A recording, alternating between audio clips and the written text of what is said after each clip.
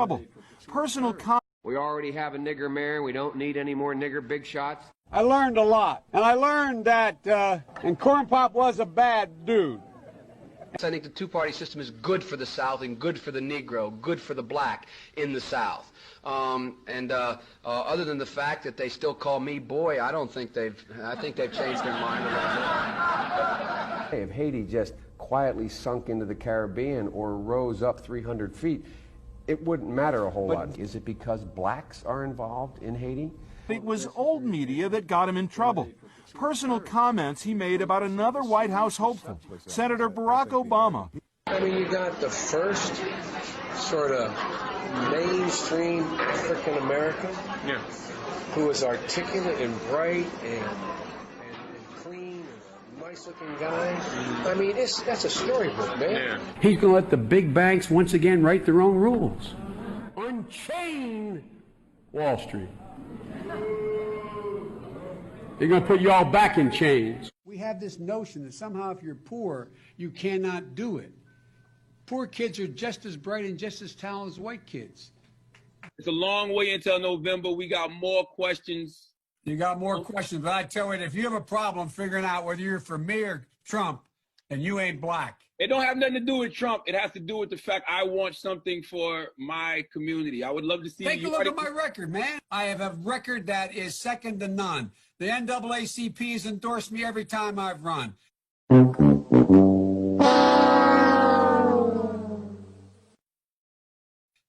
mean, come on. Take a look at the record. Come on, baby. Let's investigate. Joe has a terrible history in the black community, and everybody just loves him because he's the fluffy old guy. Former Vice President Joe Biden, he's run for president twice before, unsuccessfully. He's never before been the front runner. Now that he is towering over all the other declared Democratic candidates, his almost 5 decades in public life are getting some real scrutiny. On top of that list, his record on civil rights during his younger days as a U.S. Senator. CNN's Jeff Zeleny has exclusively obtained some letters written by Biden himself. Joe Biden is coming back as a solo act. I'm ready to go. With his long record facing a new look under the spotlight of the 2020 campaign. Gentlemen and ladies of the Senate. One chapter receiving fresh scrutiny comes from his earliest years in the Senate, when he strongly opposed mandatory school busing.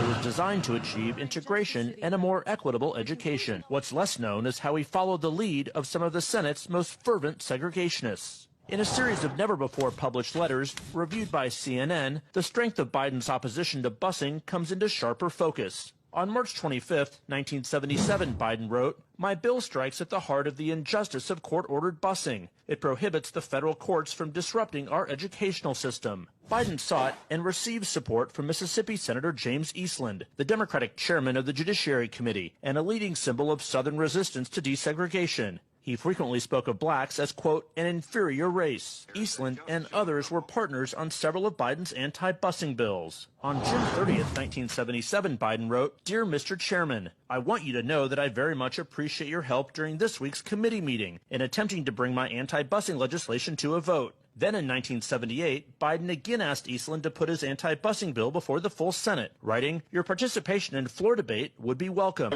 Ronnie Dunn is a professor at Cleveland State University who co-wrote the book Boycotts, Busing, and Beyond. Those letters I find somewhat surprising given Senator Biden's or Vice President Biden's current position and potential candidacy for the presidency and his position as a liberal. Those are issues that he's obviously going to have to answer for. You said surprising. Surprising in what way? Well, the fact that he would solicit the support of staunch segregationists, James Eastland as well as Jesse Helms, introducing legislation as opposing busing at that time. Now to the race for 2020 this morning and new backlash against former Vice President Joe Biden. He's refusing to apologize as he faces growing criticism over comments he made about being able to work with others in Washington. But his examples were segregationist senators 40 years ago. Apologize for what?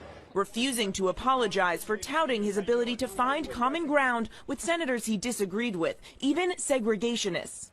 Biden is facing sharp criticism. At a fundraiser Tuesday, Biden describing Senator Herman Talmadge of Georgia as one of the meanest guys I ever knew, but adding, well, guess what? At least there was some civility. We got things done. And recalling Senator James Eastland of Mississippi, Biden said, he never called me boy. He always called me son. Biden's 2020 rival, Senator Cory Booker, demanding an apology. Somebody running for president of the United States, somebody running to be the leader of our party, should know that using the word boy in the way he did can cause hurt and pain. Vice President Biden shouldn't need this lesson.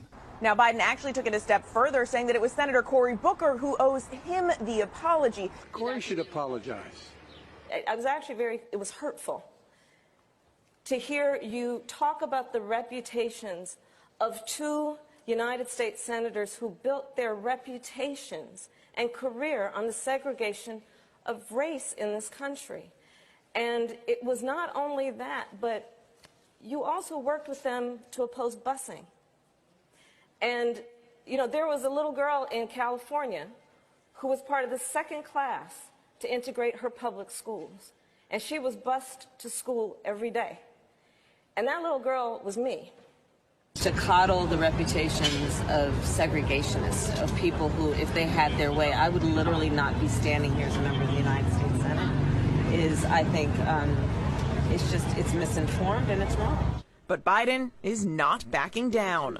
Apologize for what?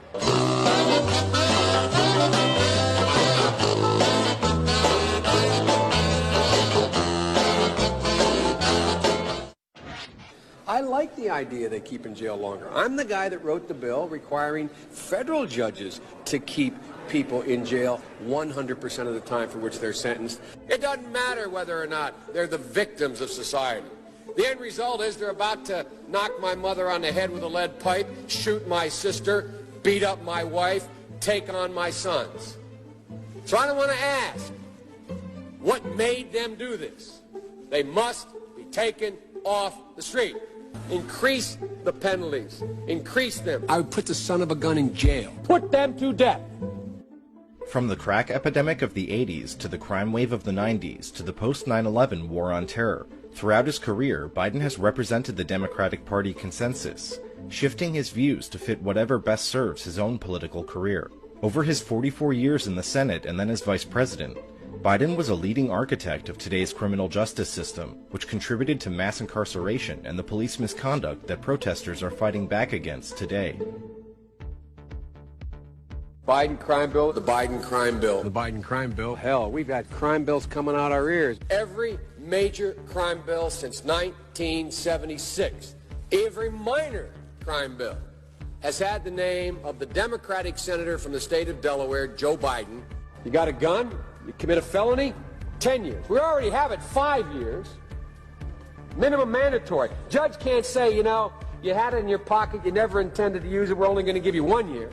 Judge has to say 5 years. Well, he wants to make it 10 or 20 or 60. We can work that out. He wanted to remove judicial discretion for those who, quote, don't meet the middle-class criteria of susceptibility to rehabilitation. They are beyond the pale, many of those people. They literally have not been socialized. They are in jail. Away from my mother, your husband, our families. The Biden-Thurman Violent Crime Control Act of 1991 would have increased the maximum sentence for 44 crimes to include the death penalty. A wag in the newspaper recently wrote, Biden has made it a death penalty offense for everything but jaywalking. I'm going to make it for 46 crimes. Biden says make it for 51. We're going to get tough. Then he presented the final version of the legislation. 60 new death penalties, brand new, 60. There are 70 additional enhancements of penalties, i.e., you go to jail longer. After his disastrous 1987 presidential campaign, Biden had staged his political comeback, in part by becoming a media darling on issues of policing and crime, and he led the fight to pass the landmark 1994 crime bill under Bill Clinton. When I wrote the original bill that started this whole process, the so-called Biden crime bill, I didn't call a liberal confab and write it. I didn't call any big society people and write it.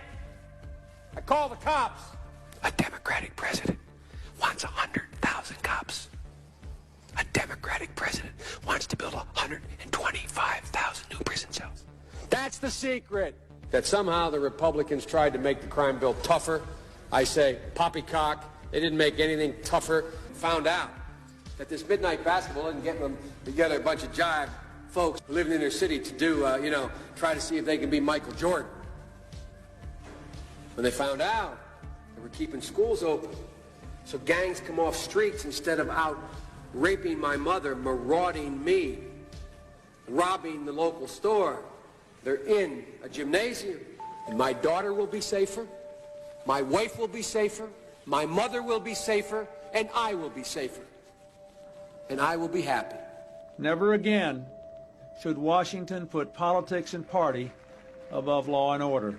Along with several laws passed in the 80s, the 1994 crime bill drove up the local, state, and federal prison populations, and it tarnished the reputations of Biden and Bill Clinton, who signed it into law. Hey, Clinton! You didn't want to take pictures of my people here! We're still in jail for what you did! When Biden ran for president in 2008, he told the New York Times that he knew more people would be locked up across the board. You ashamed of that bill? Not at all. In fact, I drafted the bill. We had enormous success. The mass incarceration created by Biden's lock-em-up policies ripped apart vulnerable communities and families for a generation, and the federal funding streams and law enforcement infrastructure it created continue to hinder reform efforts. I'll do my job and I will take responsibility. You ashamed of that bill? Not at all. And by the way, I sit on the stand and it get hot. I got hairy legs that turn blonde in the sun. And the kids used to come up and reach in the pool and rub my leg down so it was straight, and then watch the hair come back up again. They'd look at it. So I learned about roaches. I learned about kids jumping on my lap. And I've loved kids jumping on my lap. You cannot go to a 7-Eleven or a Dunkin' Donuts unless you have a slight Indian accent. I'm not joking. Do you support gay marriage? No, Barack Obama nor I support redefining from a civil side what constitutes marriage. We do not support that. This clip, a young girl catches Biden's attention. He then asks the 6-year-old girl if she's 17. How old are you, 17? Oh, 6. Face before her mother draws attention to the camera. Then strokes her hair and kisses her again. He then grabs on her face and hair.